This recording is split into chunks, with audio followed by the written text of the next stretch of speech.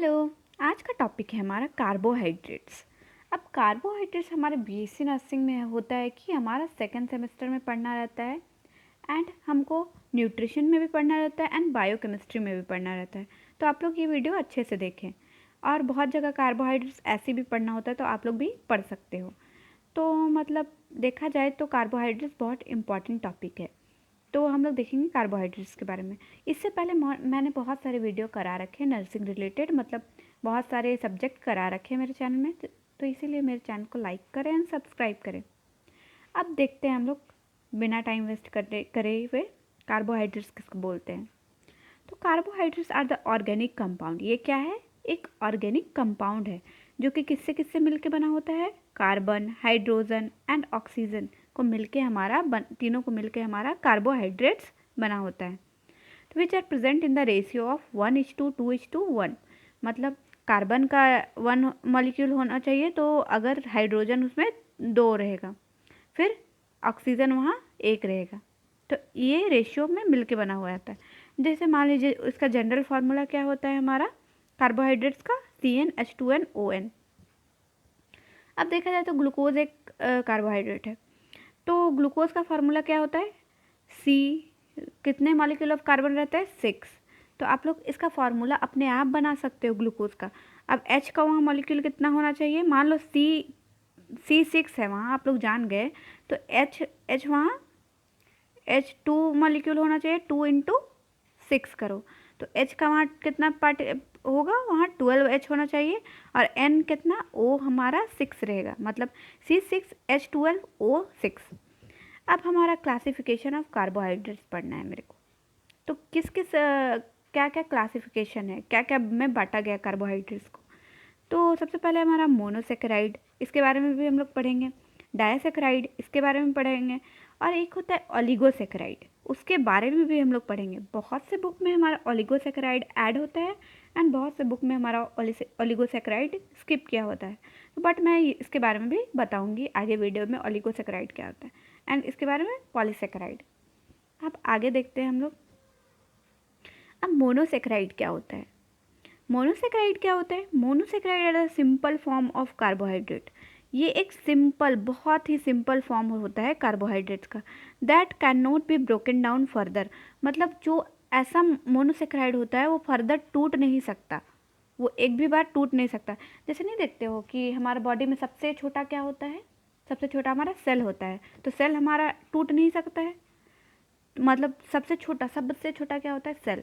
तो वैसे ही हमारा कार्बोहाइड्रेट में सबसे छोटा क्या होता है? हमारा मोनोसेकेराइड। तो ये हमारा वो एक बार भी टूट नहीं सकता है, सेल तो फिर भी डिवाइड करता है। अब they are also called simple sugar, मतलब ये इसको हम लोग आल्सो कॉल्ड सिंपल शुगर भी बोलते हैं। अब इसका एग्जाम्पल क्या है हमारा कार्बो मोनोसेकेराइड का? ग्लूकोज, फ्रुक्टोज एंड गैलेक्टोज, इसका हमारा एग्जाम्पल है। अब important uses of monosaccharide. Monosaccharide के क्या क्या यूजेस होते हैं, ठीक है? Provide immediate energy to the body, मतलब एक इमीडिएट, मतलब तुरंत एनर्जी प्रोवाइड करता है मोनोसेकेराइड का खाने से। अब act as a main fuel for brain and nerve cell, मतलब ब्रेन और नर्व सेल के लिए मुख्य ईंधन का काम करता है। मतलब मेन फ्यूल, फ्यूल बोले तो जैसे मतलब गाड़ी में अगर हम लोग फ्यूल डालते हैं, पेट्रोल डालते हैं, तो वो तुरंत काम करने लगता है। वैसे ब्रेन और नर्व सेल जो होता है, तो उसमें अगर ग्लूकोज हमारा जाता है, ग्लूकोज का मात्रा, तो वो अच्छा काम करता है। यही बोलने का तरीका है। Help in ATP production during respiration, मतलब रेस्पिरेशन के टाइम पे हमारा एटीपी प्रोडक्शन में हेल्प करता है monosaccharide. Form building blocks of nucleic acid RNA and DNA, RNA and DNA के निर्माण में सहायता करता है क्या? मोनोसेकेराइड। अब हम लोग डायसेकेराइड पढ़ेंगे। अब डायसेकेराइड किसको बोलते हैं भाई? डायसेकेराइड, अब 2 मोनोसेकेराइड को हम लोग जोड़ देंगे तो ये क्या क्या मिलेगा हमारा? डायसेकेराइड। तो डायसेकेराइड को आप लोग नाम से भी डाई मतलब 2, सेकेराइड मतलब 2 एक मोनोसेकेराइड प्लस एक मोनोसेकेराइड इक्वल टू डायसेकेराइड बनता है हमारा, ठीक है? अब हम लोग पढ़ेंगे disaccharide carbohydrate form when 2 monosaccharide combined through a glycosidic bond. और जो 2 मोनोसेकेराइड रहेगा वो किससे जुड़ा रहेगा, ग्लाइकोसिडिक बॉन्ड से। ये क्या बॉन्ड का नाम है, ग्लाइकोसिडिक बॉन्ड, ठीक है। They can be broken down into monosaccharide unit, मतलब जो मोनोसेकेराइड था वो ब्रोकन डाउन नहीं हो सकता था, लेकिन जो डायसेकेराइड है वो ब्रोकन डाउन होंगे, दो मोनोसेकेराइड में वो ब्रोकन डाउन हो सकते हैं। और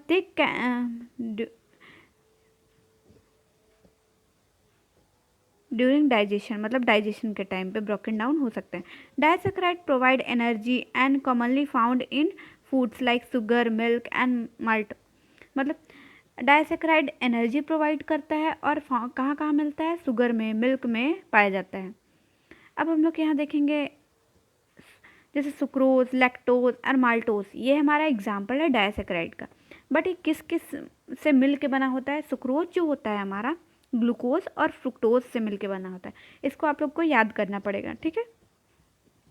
और लैक्टोज जो होता है हमारा ग्लूकोज और गैलेक्टोज से मिलके बना होता है, और माल्टोज जो होता है वो ग्लूकोज और ग्लूकोज से मिलके होता है। अब ये तीनों के बारे में भी हम लोग पढ़ेंगे थोड़ा थोड़ा, ठीक है। देखो एग्ज़ाम में अगर आएगा लिखने के लिए 10 मार्क्स के लिए आएगा तो आप लोग क्या लिखोगे, यही सब ना लिखोगे, इसलिए मैं आपको ब्रीफली बता रही हूँ कि इनमें से कुछ तो आपको याद रहेगा कि आप लिख पाओगे। अब फंक्शन ऑफ डायसेकेराइड क्या होता है, provide energy to the body after digestion, मतलब डाइजेशन के बाद हमारा एनर्जी प्रोवाइड करता है, ठीक है। Disaccharide serve as a transport from the carbohydrates in plant, मतलब पौधों में कार्बोहाइड्रेट के ट्रांसपोर्ट के रूप में काम करते हैं, ठीक है। Help in absorption of monosaccharide in the intestine, मतलब मोनोसेकेराइड के एब्जॉर्प्शन में हेल्प करता है इंटेस्टाइन में, okay. Maintain blood sugar level by supplying glucose gradually, मतलब हमारा मतलब धीरे धीरे ग्लूकोज सप्लाई करके ब्लड शुगर को मेंटेन रखता है हमारा disaccharide. Act as a ingredients in food sweetness and quick energy, मतलब धीरे धीरे मतलब भोजन में मिठास में हेल्प करता है एंड क्विक एनर्जी के इंग्रेडिएंट्स के रूप में काम करते हैं, मतलब जल्दी ही एनर्जी आ जाता है एंड भोजन मतलब फूड में मिठास लाने में हेल्प करता है। ये क्या था, हमारा फंक्शन था डायसेकेराइड का। अब हमारा डायसेकेराइड कौन कौन है, सुक्रोज है, लैक्टोज है, तो हम लोग ये सब के बारे में पढ़ेंगे हल्का हल्का। सुक्रोज के बारे में क्या पढ़ेंगे, sucrose is a type of disaccharide which is manufactured on a large scale from sugar cane and beet root, मतलब सुक्रोज एक डायसेकेराइड है, ठीक है, जिसका बड़े पैमाने पर निर्माण शुगर कैन और बीट रूट से किया जाता है, मतलब which is manufactured on large scale from sugar cane and beet root, मतलब सुक्रोज किससे बनता है, लार्ज स्केल में शुगर केन और बीट रूट से हमारा सुक्रोज बनता है, और ये टाइप होता है क्या, डायसेकेराइड का। It is called cane sugar, मतलब इसको हम लोग केन शुगर भी बोलते हैं। The enzyme sucrase present in the intestine hydrolyse sucrose into glucose and fructose by breaking down glycosidic bond, मतलब जो एंजाइम सुक्रेज रहता है वो इंटेस्टाइन में हाइड्रोलाइज करता है एंड सुक्रेज मतलब जो सुक्रोज होता है उसको ग्लूकोज एंड फ्रुक्टोज में हमारा तोड़ता है और ग्लाइकोसिडिक बॉन्ड को हमारा तोड़ देता है। तो क्या करता है हमारा, देखो ग्लूकोज, फ्रुक्टोज और ग्लाइकोसिडिक बॉन्ड मिलके हमारा सुक्रोज बनता है, ठीक है। अब ग्लूकोज फ्रुक्टोज मिलके सुक्रोज बनता है, ये तो मैंने पहले भी बताया था, और गैलेक्टोज और ग्लूकोज मिलके हमारा लैक्टोज बनता है, और ग्लूकोज ग्लूकोज मिलके हमारा फ्रुक्टोज बनता है, ओके। अब हमारा लैक्टोज पढ़ेंगे। लैक्टोज क्या होता है, present in animal milk so it is called milk sugar, मतलब ये लैक्टोज जो होता है वो एनिमल के मिल्क में प्रेजेंट रहता है, तो इसीलिए इसको हम लोग मिल्क शुगर भी बोलते हैं। It is formed by 1 unit of glucose, 1 unit glucose का एंड 1 यूनिट ऑफ गैलेक्टोज से मिलके बना होता है, जिसमें 1 मॉलिक्यूल ऑफ वाटर निकलता है, मतलब 1 यूनिट ग्लूकोज और 1 यूनिट गैलेक्टोज को मिलके हमारा लैक्टोज बनता है, और जिसमें 1 मॉलिक्यूल H2O हमारा बाहर आता है, तो ये इसका रिएक्शन है लैक्टोज का, ठीक है। देखो reaction, glucose plus galactose, H2O बाहर आ गया, हमारा लैक्टोज बन गया। ठीक है, अब हमारा आएगा maltose. It is formed by condensation reaction of 2 molecule glucose by elimination of 1 molecule of water. मतलब कंडेंसेशन रिएक्शन किसको बोलते हैं, जो कंडेंसेशन रिएक्शन किसको बोलते हैं, या एक केमिकल रिएक्शन होता है जो 2 मॉलिक्यूल कंबाइन होता है एंड H2O का रिमूवल होता है। 2 मॉलिक्यूल जैसे कंबाइन हुआ, देखो ग्लूकोज और ग्लूकोज कंबाइन हुआ और H2O जो हमारा है -H2O है, मतलब रिमूव कर गया, तो इसका हमारा माल्टोज बनता है। ठीक है, it is break down by enzyme maltase present in intestinal juice. ठीक है, ये समझ में आ गया आप लोगों को। अब ओलिगोसेक्राइड किसको बोलते हैं, ओलिगोसेक्राइड किसको बोलते हैं।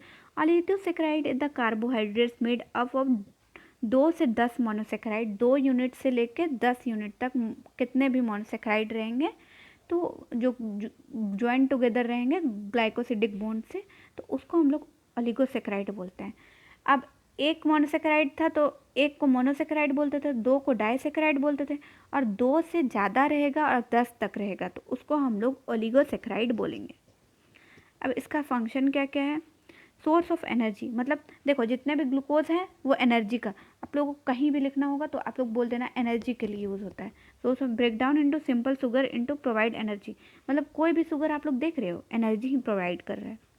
Cell recognization present in cell membrane help in cell to cell communication, मतलब प्रेजेंट ये सेल मेम्ब्रेन में प्रेजेंट रहता है और सेल टू सेल कम्युनिकेशन में हेल्प करता है।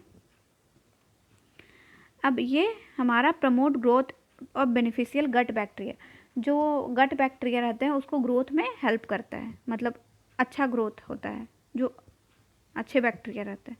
अब पॉलीसेक्राइड किसको बोलते हैं, एक को मोनोसेक्राइड बोलते हैं, 2 को डाइसेक्राइड बोलते हैं, 2 से 10 को ओलिगोसेक्राइड बोलते हैं, और बहुत सारे जो मोनोसेक्राइड मिल के जो पॉलीसेक्राइड मिल के जो बनते हैं उसको हम लोग पॉलीसेक्राइड कहते हैं। ठीक है, polysaccharide is complex carbohydrates made up of many monosaccharide joint together by glycosidic linkage, मतलब बहुत सारे मोनोसेक्राइड एक साथ मिल के ग्लाइकोसिडिक लिंकेज बनाते हैं।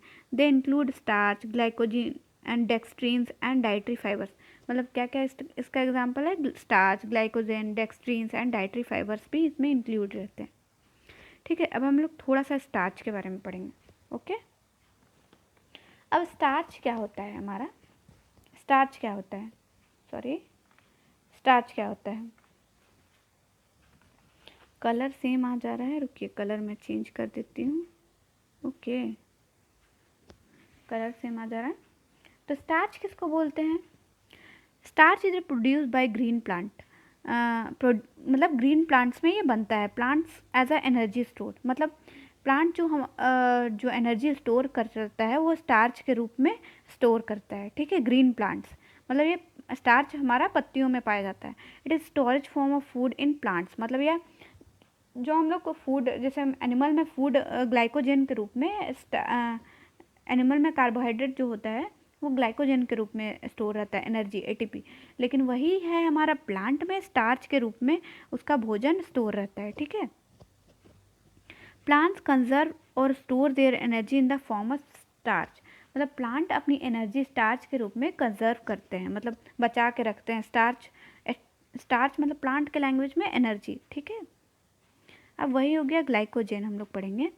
अब ग्लाइकोजन क्या कहते हैं, glycogen is also known as animal starch, मतलब इसको हम लोग एनिमल स्टार्च इसीलिए कहते हैं, मतलब जो प्लांट जो होता है स्टार्च के रूप में अपना एनर्जी बचा के रखा था, वही एनिमल लोग क्या कहते हैं, ग्लाइकोजन के रूप में हमारा एनर्जी बचा के रखते हैं। It is storage form of carbohydrate found in animal, मतलब ये कार्बोहाइड्रेट मतलब एटीपी एनर्जी प्रोवाइड करता है, मतलब ये स्टोरेज फॉर्म होता है, कार्बोहाइड्रेट का स्टोरेज फॉर्म होता है। Glycogen is made up of glucose molecules which are linked in each other in glycosidic bond, मतलब ग्लाइकोजन होता है वो ग्लूकोज मॉलिक्यूल से मिलके बना होता है, वो किस से चीज़ से, क्या चीज़ से लिंक रहते हैं, ग्लाइकोसिडिक बॉन्ड से। Okay, caloric value of carbohydrate क्या होता है, 1 ग्राम कार्बोहाइड्रेट कितना 4 कैलोरी एनर्जी प्रोवाइड करता है। ठीक है, ये याद रखना, MCQs में आते हैं। RDA मतलब ये क्या होता है, रिकमेंडेड डाइटरी अलाउंसेस, मतलब RDA को उस मात्रा में डिफाइन किया जाता है कि जितना कार्बोहाइड्रेट एक आदमी को एवरीडे लेना चाहिए ताकि बॉडी की एनर्जी की ज़रूरत पूरी हो सके। मतलब RDA define amount of carbohydrate person should consume every day to meet energy needs. मतलब एक ऐसा अमाउंट जो एक अमाउंट ऑफ कार्बोहाइड्रेट है जो कि पर्सन एवरी डे कंज्यूम करना चाहिए उनको, तो उसको हम लोग RDA बोलते हैं। ठीक है, RDA का फुल फॉर्म क्या होता है? Recommended dietary allowances. फिर इसके बाद में फिर वो कितना कार्बोहाइड्रेट ले कि उसका बॉडी में नॉर्मल फंक्शन मेंटेन करे।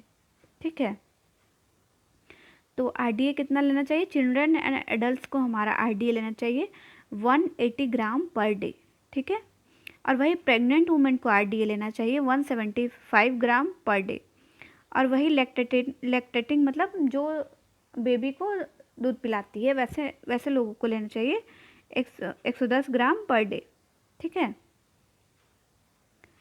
अब फंक्शन ऑफ कार्बोहाइड्रेट्स देखेंगे। फंक्शन क्या है? तो है कार्बोहाइड्रेट्स का प्रोवाइड एनर्जी। देखिए, सबसे बड़ा आप लोग अगर कार्बोहाइड्रेट्स का लिखोगे तो वो एनर्जी प्रोवाइड करता है, main source of energy for the body. ठीक है, 4 calorie 4 kilo calorie. Supply glucose to brain, मतलब जो brain depends mainly in glucose for proper function. ठीक है, मतलब जो ग्लूकोज का लेवल होता है ब्रेन को सप्लाई करता है। क्यों? देखो, अगर हम लोगों को एनर्जी ही नहीं रहेगा तो ब्रेन काम नहीं करता है, सिंपल बात है। अगर आप खाना नहीं खा रहे हो अच्छा से तो नहीं बोलते हो कि भाई पहले भूख लगा है मेरे को, नहीं तो हम दिमाग काम नहीं कर रहे। स्टोर एज ग्लाइकोजन, मतलब excess carbohydrate in store in level and muscle for later use. मतलब ग्लाइकोजन के रूप में बॉडी में स्टोर होता है। मैंने बताया था जो एनिमल्स में होता है ग्लाइकोजन के रूप में, एनिमल्स में हम लोग भी आते हैं ना, तो ग्लाइकोजन के रूप में स्टोर होता है। एंड वो लिवर एंड मसल्स के यूज़ के लिए लेटर में मतलब बाद में यूज़ में रखा रहता है। लिवर और मसल्स यूज़ करते हैं उसको, ग्लाइकोजन के रूप में जो एनर्जी स्टोर रहता है। डाइटरी फाइबर रोल, मतलब मतलब क्या होता है? डाइजेशन में हेल्प करता है, कॉन्स्टिपेशन को रोकता है और गट को हेल्दी बनाए रखता है। मतलब aids digestion, prevent constipation and maintain gut health. और ये क्या करता है? Maintain blood sugar level, blood glucose level, मतलब helps keep blood sugar with normal range, मतलब ब्लड शुगर को नॉर्मल रहने में हेल्प करता है। Thank you. एंड ये हमारा कार्बोहाइड्रेट का सेकंड चैप्टर जो होता है वो ख़त्म हुआ। एंड एक दो टॉपिक है छोटा छोटा जो कि उसको पार्ट्स अलग बना दूंगी मैं, वो भी 5-10 मिनट का टॉपिक है। ठीक है, आप लोगों का सेकंड चैप्टर न्यूट्रिशन का ख़त्म होता है। Thank you. लाइक करें, सब्सक्राइब करें।